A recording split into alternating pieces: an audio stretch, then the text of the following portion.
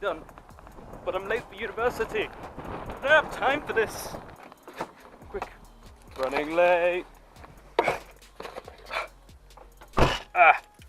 Let's go.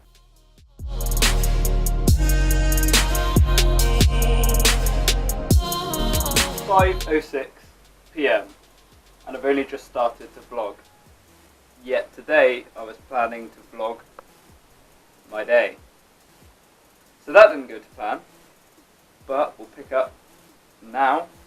I did record my session at the gym earlier, so in a bit I'll rewind back further in the day again and we'll cover that, what happened and what I did.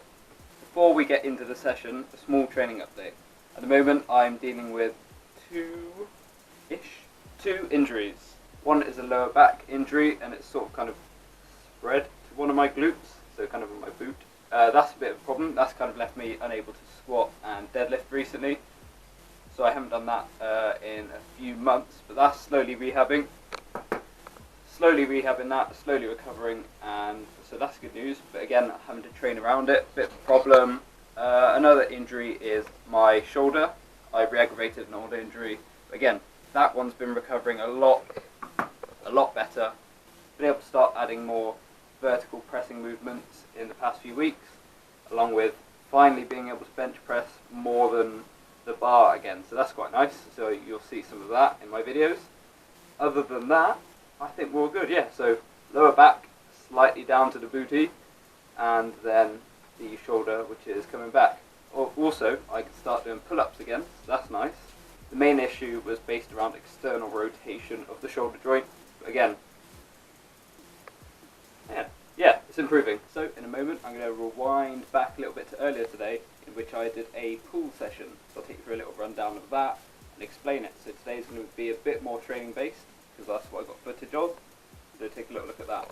For those of you that aren't interested in the gym and training footage, now is the time to fast forward to later on in the video. I might put a time link in the description down below so you can get an idea of where to skip. So I'll take you over to my footage now.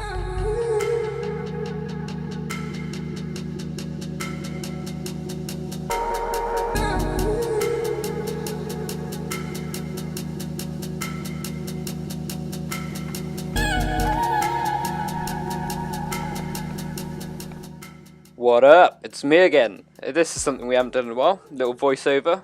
So I'm just going to show you a couple of clips now. That's just me doing some extra mobility exercises and warming up, particularly my lower back, so they're a bit of thoracic extensions, lumbar area work, and then we got also just other areas of the body, particularly rotator cuffs that will be coming up in a bit. So I kind of spend a lot more time than I used to warming up and getting myself to go through a movement. It kind of helps me with a bit of confidence, I guess, to go into each of my sessions with. So I do a bit of everything, and it's just nice. It feels nice to get moving again a bit, because generally overall my mobility hasn't always been great. So it's, yeah, nice to go through the movements and feel like I'm doing some good for the body. Since the onset of the injury, I've tried to strengthen my lower back and improve my core stability. So that's something I've been working on. So I've started some of my sessions recently with some reverse hyperextensions here, focusing on really slowly controlled eccentrics and coming back up with full control through the full range of movement. That's 3 to 4 sets of around 10 to 12 reps. I'm not really focusing on these sets with hypertrophy in mind, hypertrophy, whatever you want to call it. It's more, again, to go through the range of movement and strengthen that lower back and really be able to control those movements.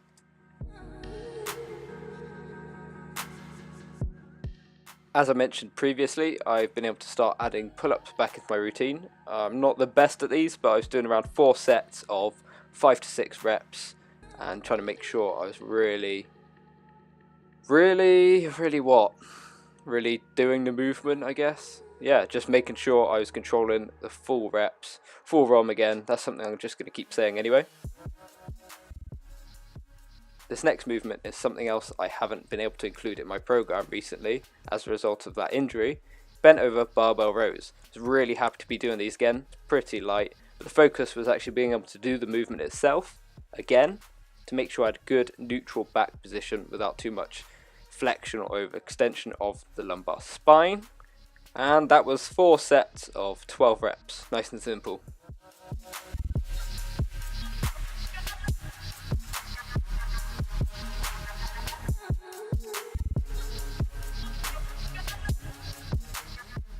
As I couldn't get a pull down, next movement was another row. This was a high ISO row on the hammer strength machine. So this was 4 sets of 15, 12, 10, 8 reps, but with a slight twist.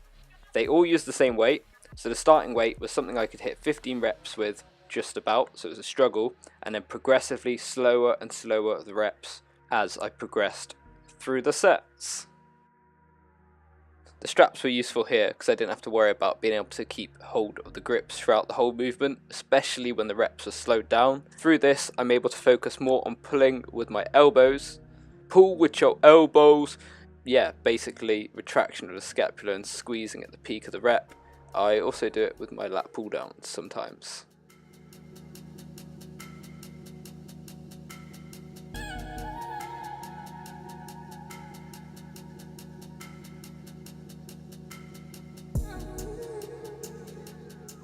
As I was finally able to get the equipment, I then progressed to doing a lat pull down. So this was 4 sets. The first 3 were neutral grip, as you'll see there, so close neutral grip, and that went 15, 12, 10 reps.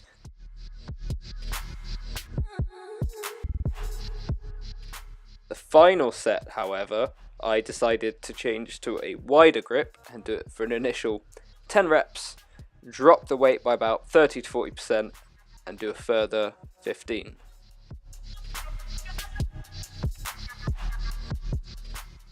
I then added in 4 sets of 12 to 15 rope cable face pulls.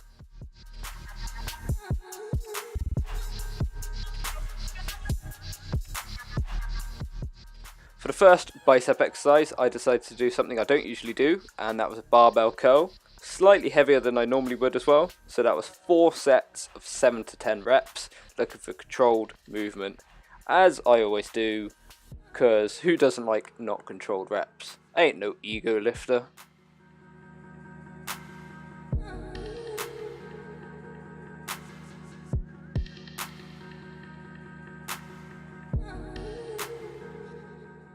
Next up, incline dumbbell curls. So this movement had my elbows behind my torso as opposed to by the side. I did this movement for 4 sets, 2 with dumbbell, 2 resistance bands. When using dumbbells, I aimed for 12 reps and resistance bands 15. Focus on resistance bands, really exaggerating that squeeze in the concentric and the slowest eccentric possible. A little bit funky looking to do, but I'd say it's probably my favourite movement of the day. Really rate this one. I dig it.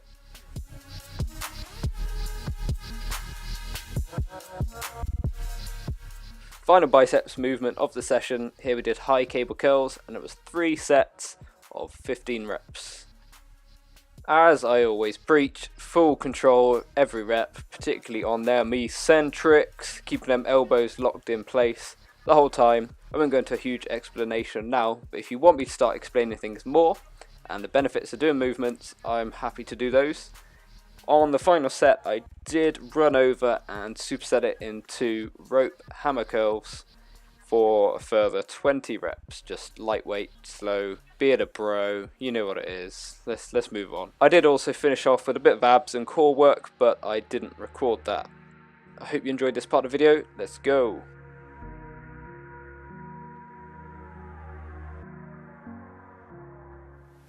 Here's a question for you. Am I the only one that has a kind of halfway wardrobe for my clothes? So you know those clothes that you've worn once or twice?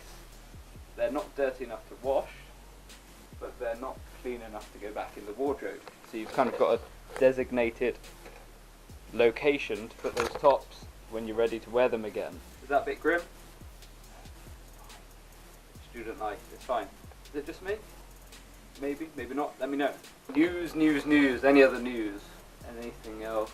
Pretty boring day. Oh, actually, one moment. Oh, yeah, that's right. Come today. Considering how much of a Harry Potter fan I am, I'm embarrassed to say that I didn't catch this at the cinema, the movies. So yeah, really happy to have this. This is the final part of my collection. the collection being the Harry Potter Hogwarts collection. So it's every movie, film, Blu-ray, 3D, standard, all the extras, everything you've got. Are you a Harry Potter fan if you don't have this? Some may question. I question, but that's one of my most prized possessions. As always, digressing. That's me. I get distracted too easily. Another thing I'm thinking of doing is a full day of eating video. So if that's something you're interested in, let me know and I will get that together for you. It's not going to be super interesting food-wise though, as I'm cutting, but I'll show you the sort of foods that I'm eating while dieting down and ways that I get around my hunger cravings. Because if you know me, you know I'm hungry all the time. Therefore, things that I've got that are staples in my diet are entirely necessary for me. Such as the low-calorie, low-sugar jelly. Absolute necessity for me. Oh, that's Scott, by the way. He's my new flatmate. You'll see a bit more of him a bit later on. Well, I say later on the channel. Not today. I think that's enough Scott for today. He's kind of singing to himself, so I thought I'd start talking to you to distract myself from hearing his amazing, amazing, beautiful voice. Taken forever to cook. Finally got my food ready. Oh! Too hot. Too hot. On the topic of getting more for your calories, getting the volume food in, I thought I saw a little box of Alpen Light bars. They're basically cereal bars. It says Jaffa cake. Okay. 70 calories per bar. Okay, let's look further. 65 calories for the bar, around about 11 grams of carbs. Oh, that's not bad. You get a whole cereal bar. Let's have a little look further, shall we? No wonder it's only 65 calories. It's the size of it's like one bite. Let's give it a go. It's probably like a mouthful. Okay, maybe more than a mouthful. Can I do it in one mouthful? Ow. Finish what you started! No regrets. Oh, you're still here. Thank you very much for watching this video. If you did like what you see, and you haven't already, be sure to give it a thumbs up. And also, subscribe if you haven't. And drop a comment down below if there's anything you want me to see covering in any of the videos I've got coming up, because I'm always happy to add content that people actually want. Be sure to click that subscribe button also if you want to see the next video that I'm about to record now. Thank you very much for watching. Oh, fuck!